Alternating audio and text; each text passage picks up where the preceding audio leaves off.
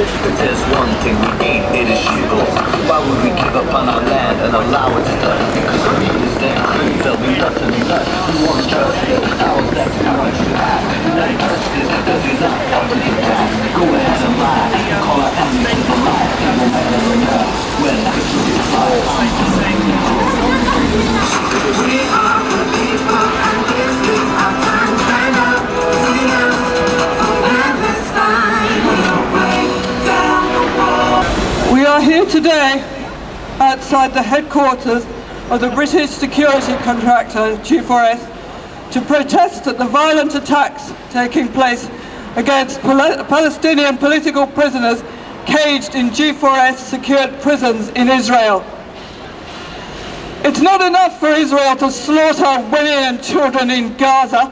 In the last few weeks, Israel has 16 times sent in heavily armed thugs from the occupation forces special units to violently storm prisons holding Palestinian political prisoners, including G4S secured Kiryat Ofer and Megiddo prisons. They have unleashed attack dogs and tear gas on defenseless prisoners.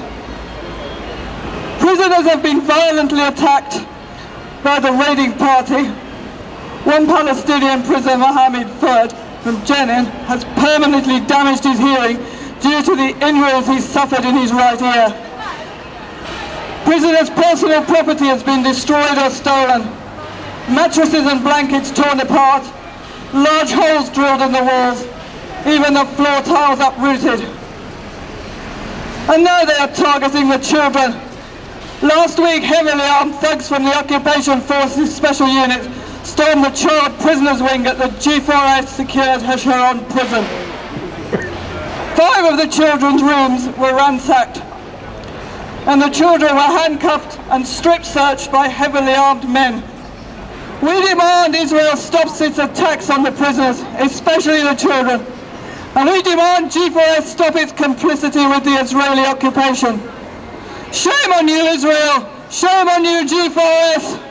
Israel, you go from delivering the filling the troops and you won't even blitz at the youth. They need money off the bikes that we into the street. Running from cover, not knowing whether they're dead or alive. They came with their jets and their planes.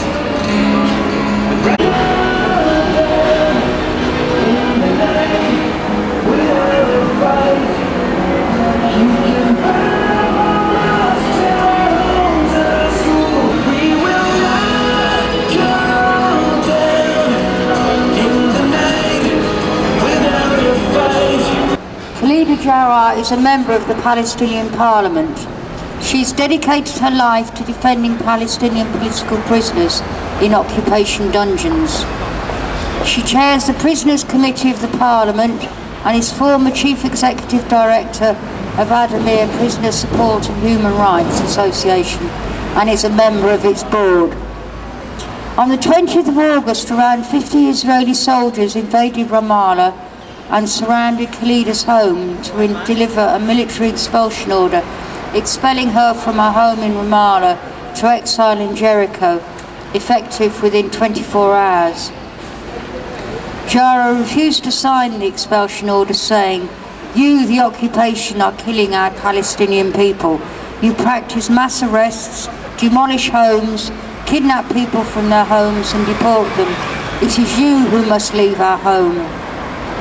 The expulsion order violates the 4th Geneva Convention, which prohibits such forced transfers.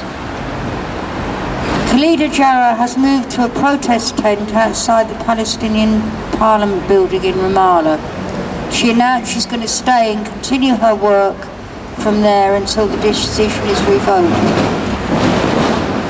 Khalida Jarrar has already been banned from travelling abroad in an attempt to prevent her from informing the people of the world of the struggles of the Palestinian prisoners in Israeli jails. Now the occupation attempted to do the same within Palestine, wishing to expel her from the administrative capital of the West Bank, Ramallah, to curb her activism. This expulsion order is clearly another attack of Palestinian prisoners and their defenders.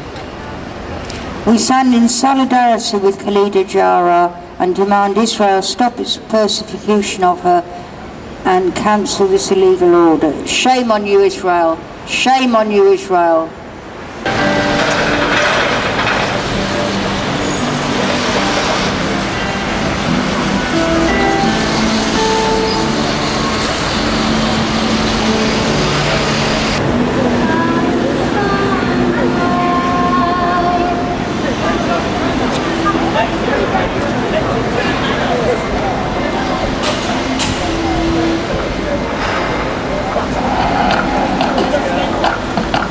I've always been pretty.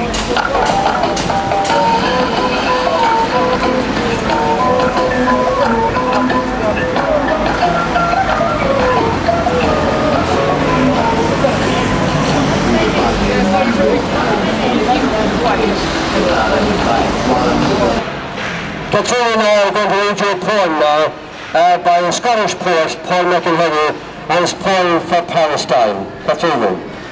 Where we hear the women and children cry, but the shells and missiles fly wantonly by. Whether in supplication or intifada, it's always the same in poor, tragic Gaza. On the assault by land, from sea and the air, the people of Gaza know nothing but despair. To the outside world, they cry out for assistance, and our leaders look on with callous indifference. Occupied and put on an IDF calorie-controlled diet, what do you expect but riots and disquiet? The Israeli state doomed them unto inaction, and we sit idly by, complicit in Israeli settlement expansion. To live in such penury can only breed hate. It's irrational to blame the victims we create. We all want to see an end to the rocket fire, but a child can see how likely that is to transpire. Thank you.